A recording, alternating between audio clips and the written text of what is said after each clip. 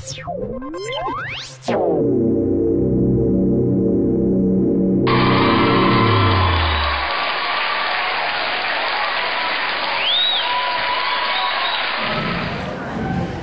like to welcome all of our guests and our own students to Tommy Douglas Collegiate this morning.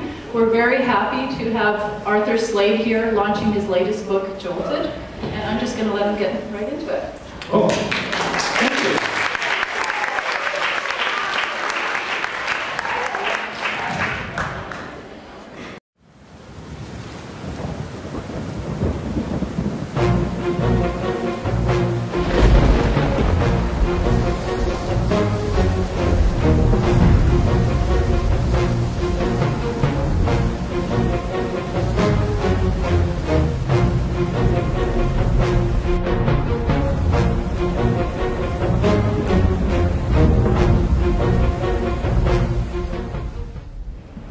Hi, everybody. How are you?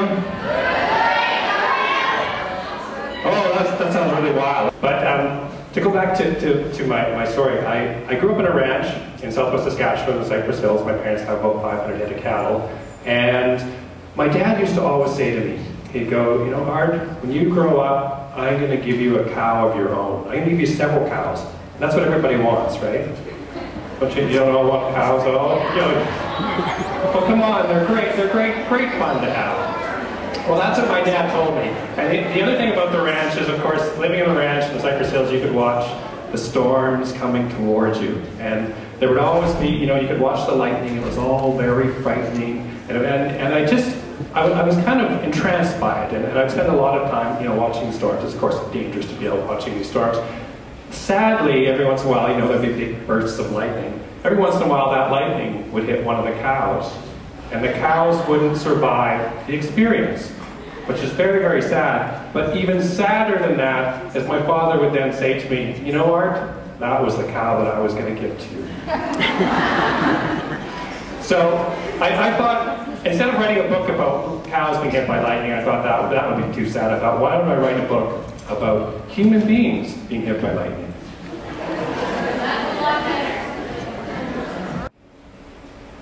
I'm just going to read the prologue of the book, and it kind of explains a whole bunch about Newton. The reason why he always looked to the heavens. Newton Starker knew he would most likely die from a lightning strike. The bolt would deliver 300 kilovolts of electricity to the top of his skull, burning his scalp and popping thousands of brain cells like popcorn. Then it would arc along his nervous system, arteries and veins, frying his heart and lungs. The lightning would leave deep burns at the exit points as it blew off his shoes and scraps of his clothing. It would all happen in the blink of an eye. Zap! One fried 14-year-old Newton, the last male heir of the Starker line. Newton pressed his head back into his pillow and stared at the cracked paint on the dorm ceiling.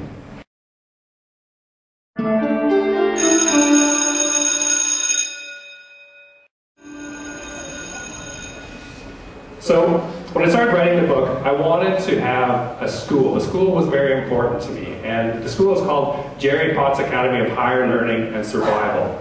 And I'll get a bit more into who Jerry Potts is later. But when you're writing a book, it's good to have some kind of thing to base, you know, whatever you're writing about on. And so this picture here is not Jerry Potts Academy. This is actually Central Collegiate in Moose Jaw.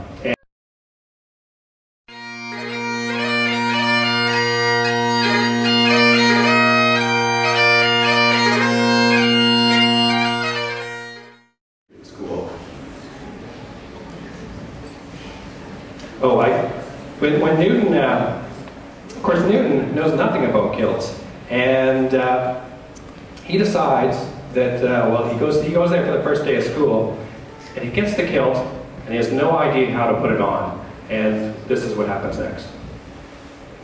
Newton scooted down the stairs and outside, all the while feeling the cool on his bare legs. He joined the orientation class. "Ack, good of you to finally show up, laddie," Mr. McBain shouted. He was short, built like a bulldog, and had bristly gray hair.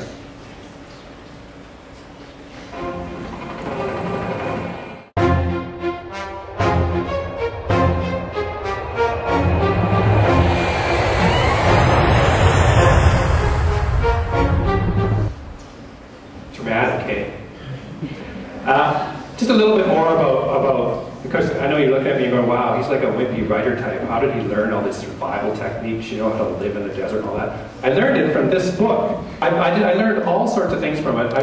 Some of them are kind of gross, so I'll only pass on to you 2 of them that are not very gross. They're just, is that okay?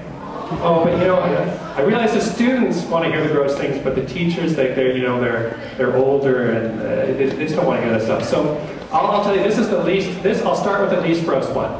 Okay, imagine you're out on a ship, right? We'll just say you've just won $1 million and you decide to go on a cruise in the Mediterranean. And you're out on the ship and all your friends are there and you're all dancing on the ship and always this great, it's a cruise ship. And then somebody pumps you and you fall into the water and the ship keeps going. You're just all alone in the water going, what do I remember about the Mediterranean Ocean? Oh, there's sharks in the ocean. And you know what? There's no sound, there's no music that starts to play, dun, dun, dun, nothing like that when a shark comes.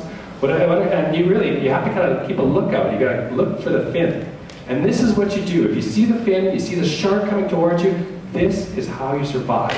As soon as the shark gets near enough, you kind of kick out somehow through the water or punch and hit the shark right in the gills and it'll turn away. So good luck with that if you ever have to use it.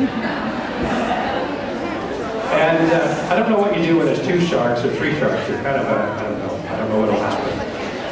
And the other thing that I learned, thingamajig, I don't even know what they call it. But if you think that's a big truffle pig, look at this one. That is a giant pig. Can you imagine having that back to your house?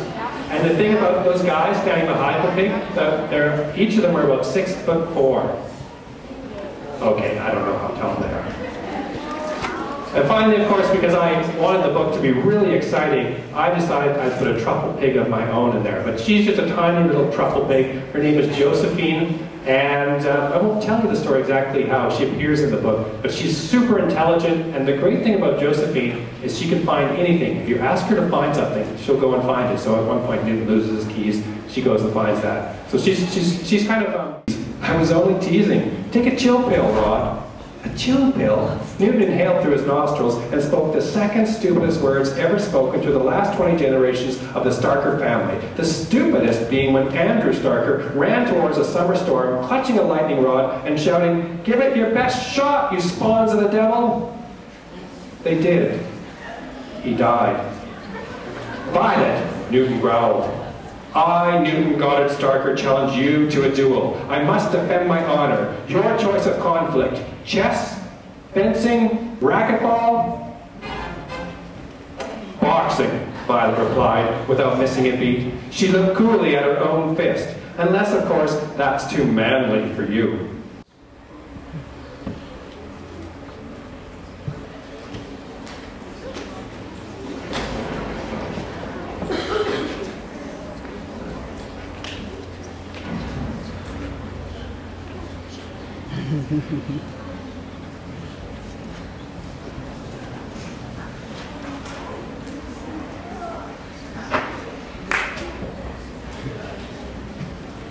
Yes, it is the dreaded question and answer time. How are you doing?